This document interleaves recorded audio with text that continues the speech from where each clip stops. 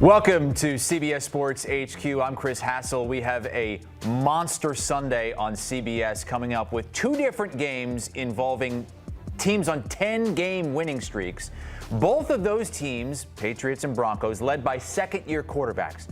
But the most stunning story of the week involves a quarterback who's been out of the game for almost 5 full years, as we send it over to Haley Sutton. Yeah, Chris, the news we all expected, right? Philip Rivers, this guy right here, is officially back in the NFL. The Colts announcing the 44-year-old has been signed to their practice squad, and our JJ, Jonathan Jones, reporting we could see him suit up against Seattle on Sunday, potentially. That's what we're looking at. That's how big the crisis is in Indianapolis. The second run for the eventual Hall of Famer, we'll see. So will we see a Joe Flacco-like performance, or are the Colts setting themselves up for failure? For that question and then some, we bring in our NFL reporter Aditi Kinkhabwala. Aditi, unbelievable development in Indianapolis. The 44-year-old.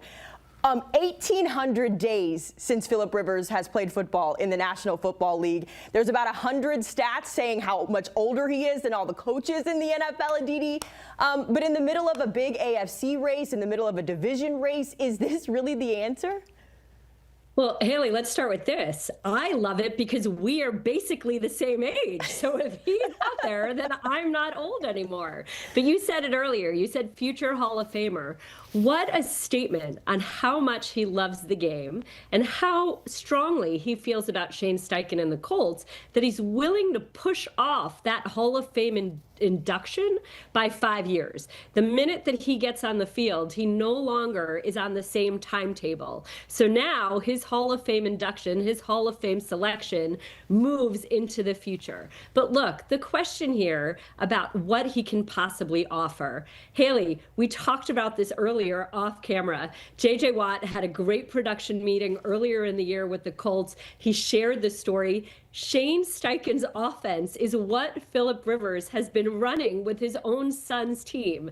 And so JJ told us he's been in regular contact with Shane Steichen about the ins and outs of that offense. You know that Rivers knows that offense. You know that Rivers has always been one of the most prepared quarterbacks who watches film obsessively. He's going to be able to read defenses. He's going to be able to get the ball out quick.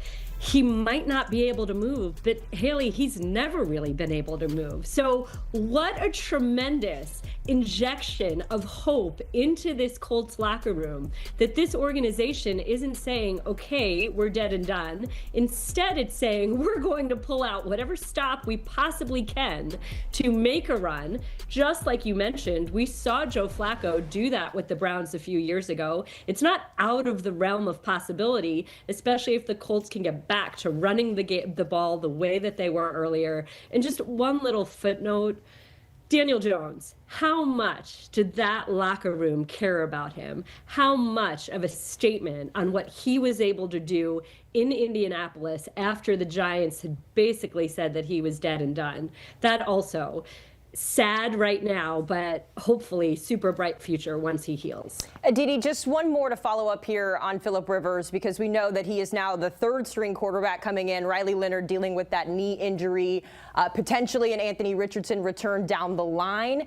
But with this being such a critical point in the season for Indianapolis, they're taking on one of the top defenses in the NFL on Sunday in the Seahawks. Is there some concern, whether it's the coaching staff, the locker room, about Philip Rivers not playing football for 1,800 days and stepping in against the Seahawks? I think that it makes me think of Pedro Martinez telling me once, when you lose a little juice on your fastball, you use your brain. And so I believe that what the Colts have in Philip Rivers' mind, in his understanding of the game, all of that mitigates the physical part.